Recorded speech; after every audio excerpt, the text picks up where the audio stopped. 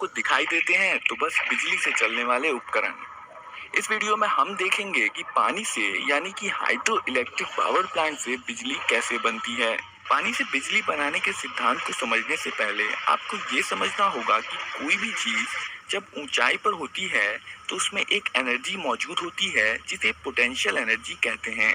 यह एनर्जी इसलिए होती है क्योंकि पृथ्वी सभी चीजों को गुरुत्वाकर्षण के कारण अपनी ओर खींचती है, इसलिए ऊंचाई पर रखी चीज में नीचे गिरने की क्षमता होती है। मान लीजिए कि एक पत्थर ऊंची जगह पर रखा है, तो पृथ्वी की गुरुत्वाकर्षण के कारण इसमें पोटेंशियल एनर्जी मौजूद होगी। पर यही पत्थर जब जमीन पर रखा होगा तो इसमें यह एनर्जी नहीं होगी।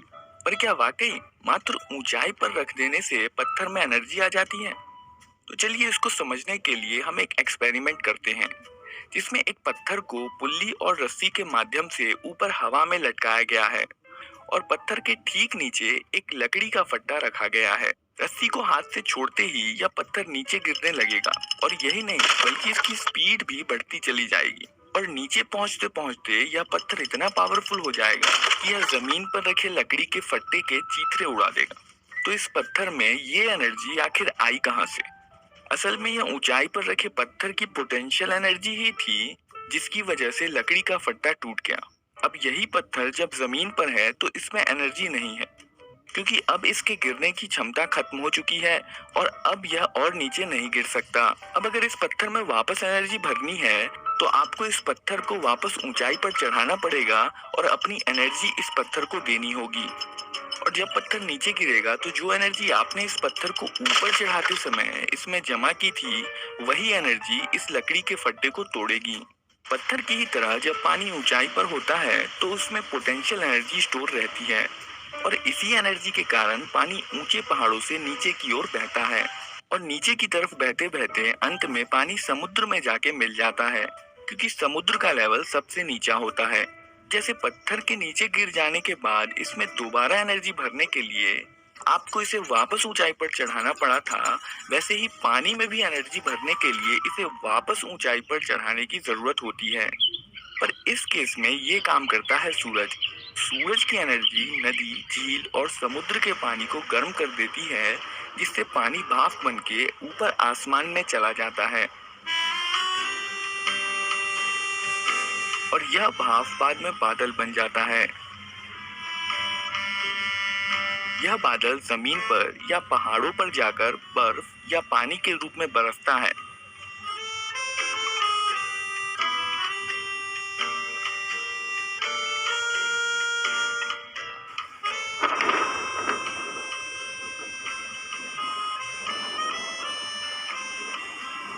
जिससे पानी फिर से ऊंचे लेवल पर पहुंच जाता है और वहां से ये पानी नदी में इकट्ठा होकर समुद्र की ओर बहता है। अब चूंकि सूरज की गर्मी के कारण ही पानी भाप बनकर वापस ऊंचे लेवल पर पहुंचता है, इसलिए नदी के बहाव में जो एनर्जी है वह मुख्यतः सूरज की ही एनर्जी है। पर इस एनर्जी का इस्तेमाल कैसे किया जाए? इस बनाने के लिए हमें जरूरत होती है एक डैम या बांध बनाने की। डैम बनाने के लिए इंजीनियर्स को एक ऐसी नदी को चुनने की आवश्यकता होती है जिसमें बहुत सारा पानी बहता हो, ताकि इलेक्ट्रिसिटी बनाने के लिए रिजर्वायर में पर्याप्त पानी जमा हो सके। लेकिन फिर उन्हें एक बड़ा रिजर्वायर बनाने के लिए एक गहरी घाटी की आवश्यकता होती है। बस इतना ही नहीं, डैम आसानी से बन सके इसलिए एक संकीर्ण जगह की खोज करनी पड़ती है। डैम नदी के स्वतंत्र बहाव को रोक देता है और इसके पीछे नदी का बहुत सारा पानी जमा हो जाता है, जिसे रिजर्वायर कहते हैं। अब अगर नदी के आसपास कोई बस्ती या घर होंगे तो वह इस रिजर्वायर में डूब जाएंगे, इसलिए इन लोगों के रीसेटलमेंट की भी जरूरत होती है। आप देख सकते हैं कि डैम बनाने से डैम के एक तरफ रिजर्वायर में बहुत सारा पानी ऊंचे लेवल पर जमा हो जाता है। अब बस जरूरत है तो पानी को ऊंचे लेवल से नीचे लेवल पर गिराने की और इसमें मौजूद पोटेंशियल एनर्जी को इलेक्ट्रिकल एनर्जी में बदलने की। पानी में से एनर्जी निकालने के लिए बड़ी बड़ी पाइप्स के माध्यम से पानी को नीचे की ओर गिराया जाता है। इन पाइप्स को पेन स्टॉक कहते हैं।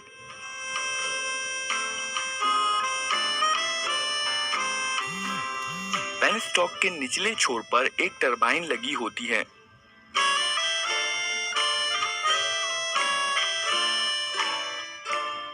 जब पेनस्टॉक के रास्ते को खोल दिया जाता है, तब इसमें से ऊंचाई से गिरता हुआ पानी बहुत तेज गति के साथ बाहर निकलता है और टरबाइन की ब्लेड पर धक्का लगाने लगता है, जिसके कारण टरबाइन ब्लेड घूमने लगती हैं।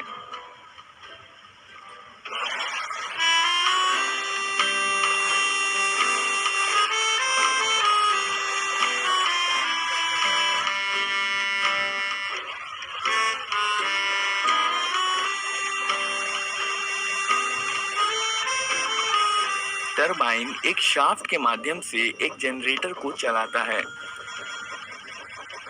जनरेटर इलेक्ट्रोमैग्नेट्स का इस्तेमाल करके शाफ्ट की एनर्जी को इलेक्ट्रिसिटी में बदल देता है। असल में जनरेटर ही वो चीज है जहां इलेक्ट्रिसिटी बनती है। पावर प्लांट अक्सर घरों और कारखानों से काफी दूरी पर होते हैं और इसलिए इलेक्ट्रिसिटी को घरों तक पहुंचाने के लिए बहुत लंबी पावर लाइंस का इस्तेमाल किया जाता है और जितनी लंबी होती है पावर लाइंस, उतना ही ज्यादा होता है पावर लॉस। यह पावर हीट के माध्यम से तारों से बाहर निकल जाता है। तार का रेजिस्टेंस जितना ही ज्यादा होगा और जितना ज्यादा उसमें करंट फ्लो होगा, पावर लॉस भी उतना ही ज्यादा होता है। और करंट को कम करने का एक तरीका है कि वोल्टेज को बढ़ा दिया जाए। इसलिए power companies step up transformer के जरिए वोल्टेज को बढ़ाकर कई 100 वोल्ट का बना देती हैं। यह बिजली शहर के नजदीक स्थित इलेक्ट्रिसिटी सब स्टेशन में पहुंचती है, जहां इसके वोल्टेज को कम करके घरों और कारखानों में सप्लाई किया जाता है और इस तरह बिजली आपके घरों तक पहुंचती है।